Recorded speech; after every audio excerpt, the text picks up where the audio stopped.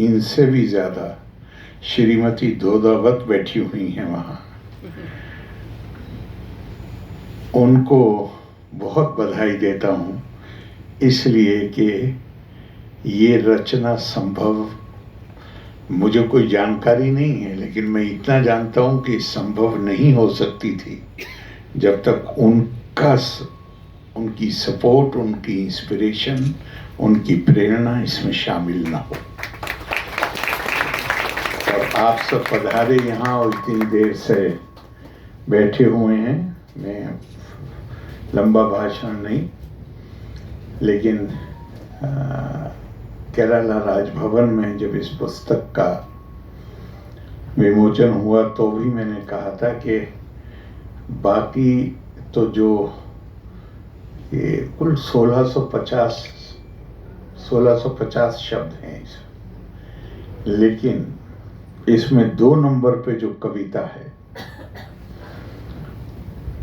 वो जैसे कोई चीज आप अंग्रेजी में कहते हैं यू आर ओवरवेल्म्ड, आपके ऊपर वो चीज सवार हो जाती है। वो लाइनें बिल्कुल ऐसी ही हैं। और मैं सोच रहा था कि ये कवि देवेंद्र कुमार दोदावत की लाइनें हैं या डॉक्टर दोदावत की लाइनें। एक बार ही मुस्कुराई थी वो तेरे रोने पर। अब इसमें मेडिकल भी है, इसमें साइकोलॉजी भी है, इसमें माँ के प्रति प्यार भी है। एक ही बार मुस्कुराई थी वो तेरे रोने पर, वरना तेरे हर दर्द पर उसकी आंख में आंसू थे। सब आपके दिमाग में कौन जाती है ये चीज कि पैदाइश के बाद बच्चा जब तक रोता नहीं तब तक माँ की चिंता बनी रहती है, और जैसे ही उसके कानों में बच्चे की रोने की आवाज आती है, जननी के नाते उसका मन प्रफुल्लित हो जाता है। मैं इस कविता को बार बार देखता हूं और बार बार पढ़ता हूं और इस पर गौर करता हूं कि क्या प्रभावी शब्द है। हमारा जीवन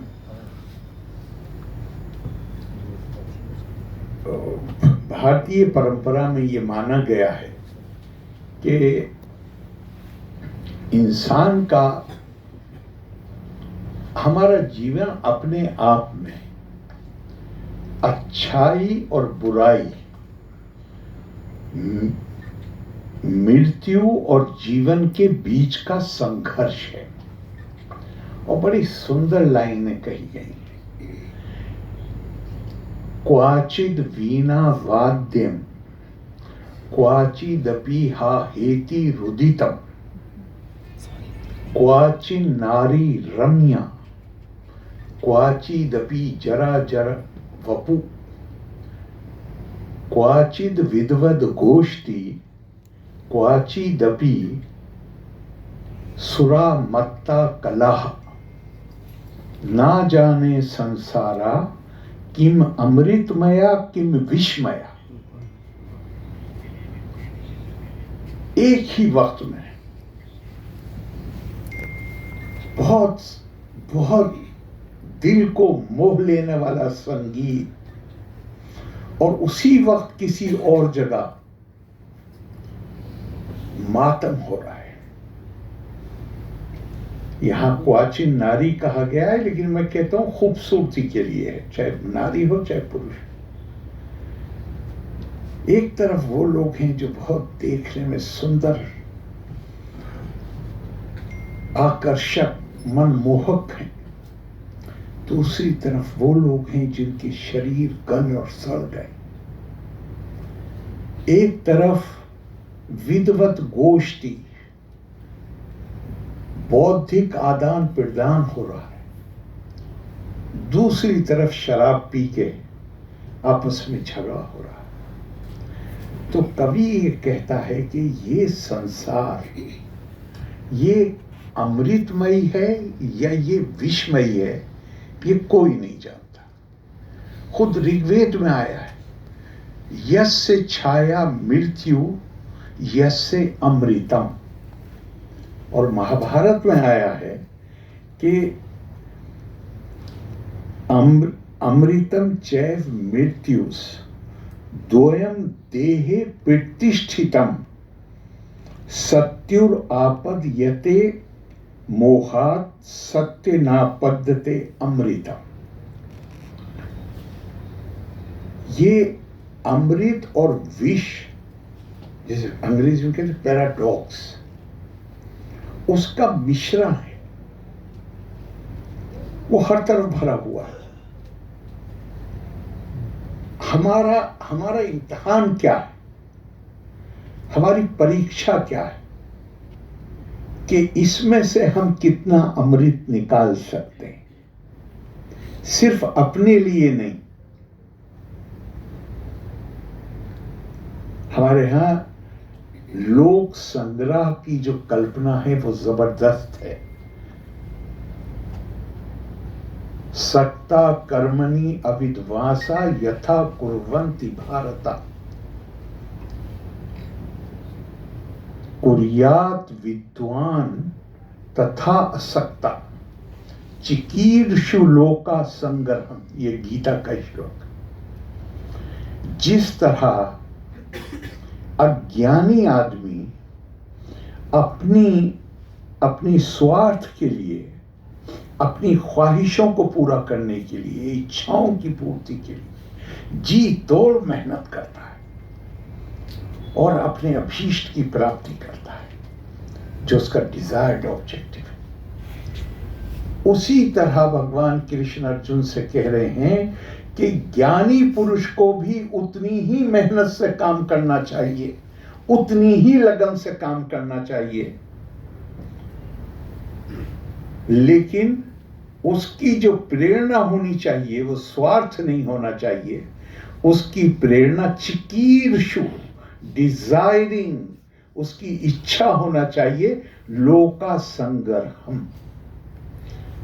हम अपने कामों से कैसे मानव जाति का कल्याण कर सकते हैं।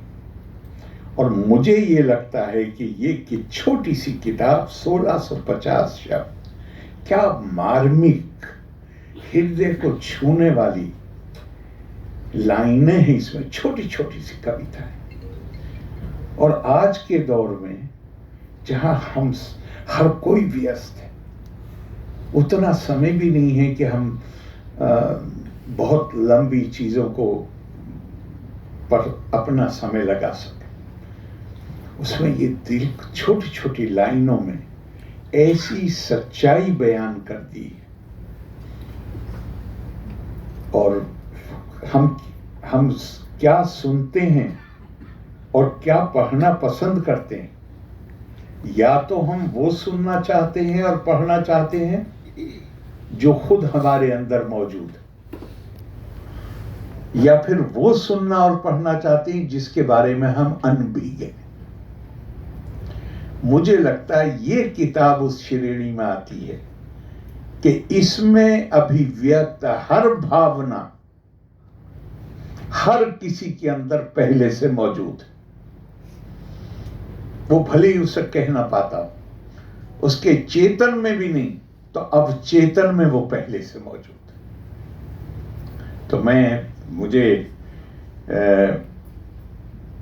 खुशी नहीं है सिर्फ, जो 5 साल से पिछले डॉक्टर डोडावत हमारे सेक्रेटरी के तौर पे हैं। पहले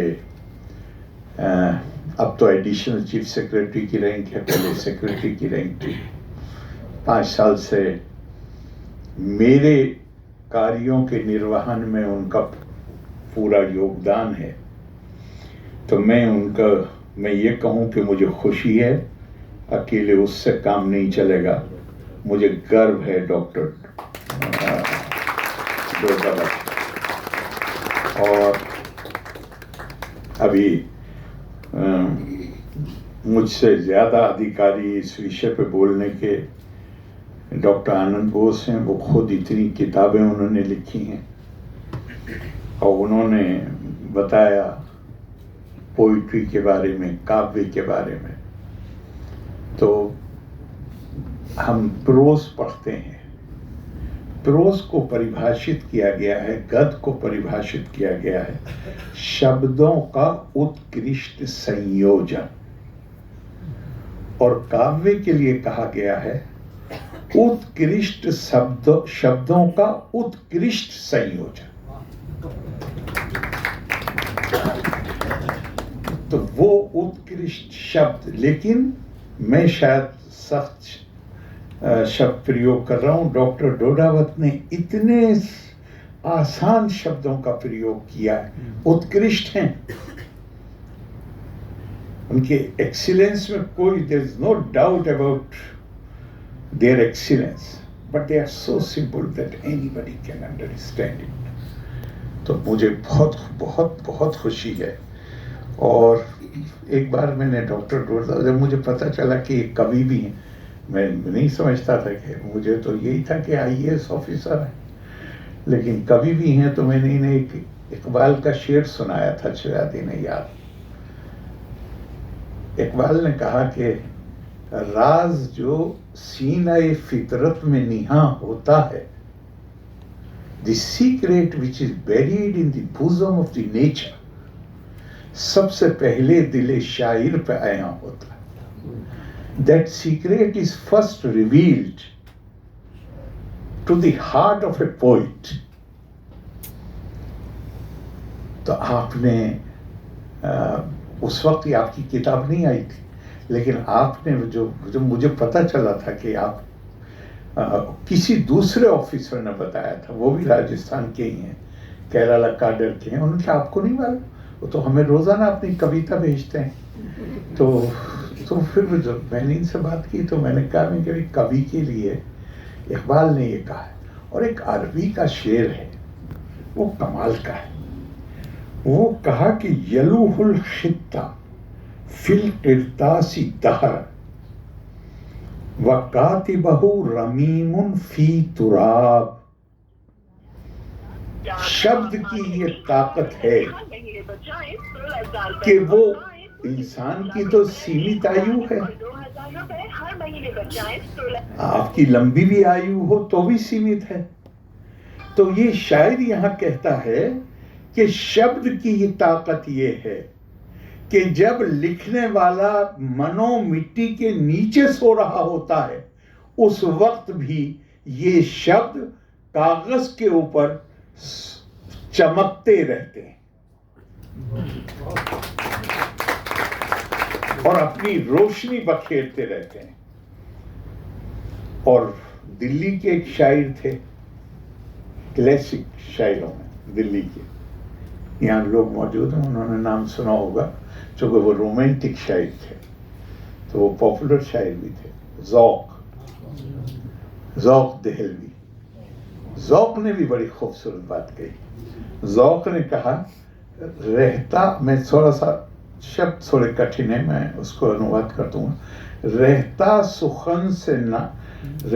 सुखन से नाम क़यामत तलक है ज़ौक़। रहता सुखन से नाम क़यामत तलक है ज़ौक़। औलाद से तो बस यही 2 पुश्त 4 पुश्त। काव्य में वो ताकत है कि वो फिर जब तक उसको लोग पढ़ते रहेंगे, वो इंसान नहीं होता, लिखने वाला नहीं होता महामौज। और मैं कई दफा कहता हूँ, गुरुदेव रविंद्रनाथ टैगोर ने क्या सुंदर बात कही। ये भारतीय के नाते मुझे गर्व की अनुभूति होती है। उन्होंने कहा कि India can not attain true freedom, true independence unless it is recognized that her foundation is in mind, which with its diverse powers and confidence in those powers goes on all the time creating Swaraj for itself. Bharat की संस्कृति प्राचीन काल से